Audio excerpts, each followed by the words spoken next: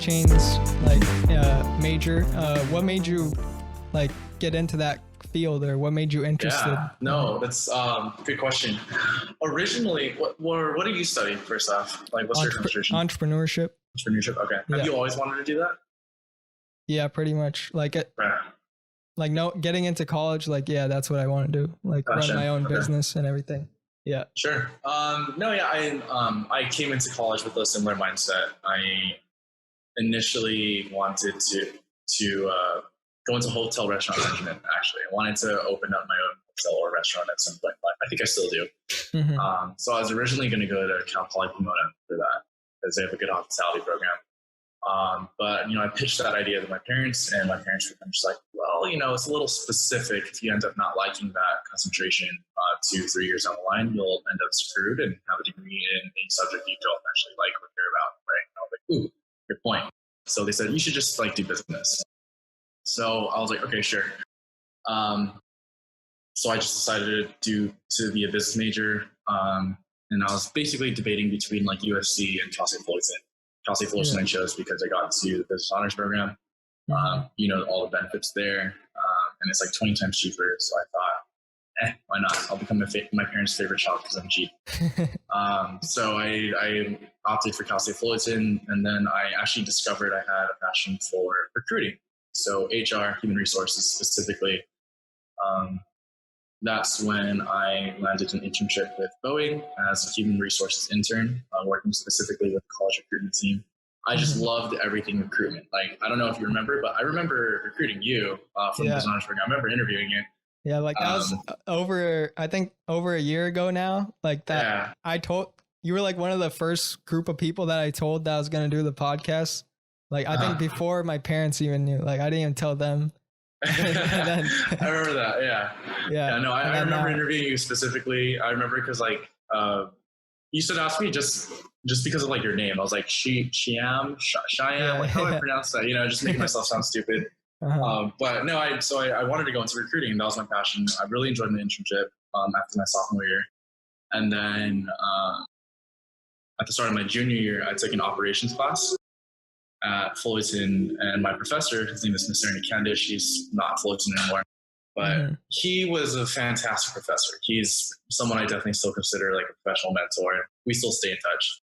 But I really liked the operations class, and it was the first business class I actually liked because I hated accounting, I hated finance, I hated ISDS. You're taking all those. I'm in accounting right now. You're in accounting? Yeah, you're not a fan, right? Yeah, me neither. I hated those classes.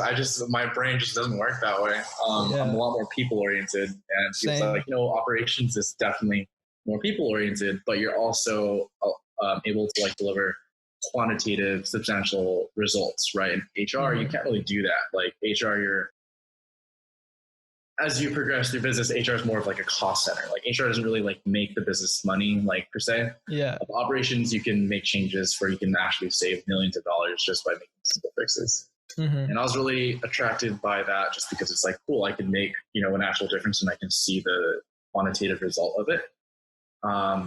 So that sophomore year, I was applying to HR and supply chain jobs or internships specifically. So I had offers with LinkedIn, BMW. I was interviewing with Johnson & Johnson, and then PepsiCo. PepsiCo, however, was the only one that offered me for supply chain. So I was like, okay, I can either slam dunk my HR resume, having LinkedIn and Boeing, prior to graduation, and kick ass there, or I can diversify my skill set and just sample this job and see if I can try or find something new that I like. Yeah. So I ended up going for that route. Took PepsiCo, did the internship my summer between junior and senior year. Really liked it. They gave me a full-time job, and then I took it. And they wanted me to start part-time from January, right? And then complicated things happened. Basically, the onboarding process was a bit more complicated than everyone thought. So I had to wait a couple months to get drug tested and background checked again, and then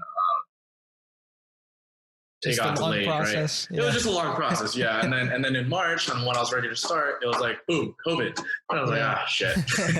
So I couldn't start until April because they were just going through a bunch of other procedures corporate wise. not wanting to like let new people in. And then it was just like a lot of things happened, and I was kind of just like, I don't think Mexico is just a good cultural fit for me. So I started looking elsewhere, and here I am where I am now. Yeah. So supply chains is like a pretty booming market right now with all the online shopping and. Oh yeah, no, supply chain is trade in general is booming, especially just like internationally, because everyone's opening up again. And since everyone is like bored in the US and not doing anything, what are we doing to stay occupied? We're doing stupid things like, I don't know, buying plants, right? Because there's nothing else to do at home. Like if you look at my apartment, like I literally have like, I've lost count, at least a dozen plants in my apartment, just because it's like, I live with my sister and she's gone and she has like an addiction to plants or something. So like, we're just buying things, right? Like everyone is doing useless buying really, just like stay entertained, to like keep yourself occupied. Because it's not like you can do much going outside anymore. So yeah, no, supply chain is definitely useful for helping that.